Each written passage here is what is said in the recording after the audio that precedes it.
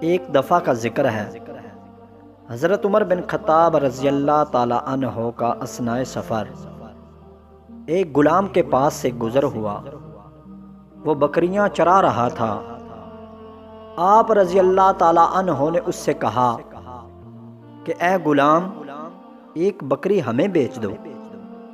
غلام نے کہا کہ یہ بکریاں میری نہیں ہیں، میرے مالک کی ہیں۔ حضرت عمر بن خطاب رضی اللہ تعالی عنہ نے اسے آزمانے کے لیے کہا کہ اپنے مالک سے کہہ دینا کہ کوئی بھیڑیا اس کو کھا گیا ہے۔ غلام نے جواب دیا کہ جب میں اپنے مالک سے یہ کہہ دوں کہ بھیڑیا اس کو کھا گیا تو قیامت کے دن اپنے رب سے کیا کہوں گا؟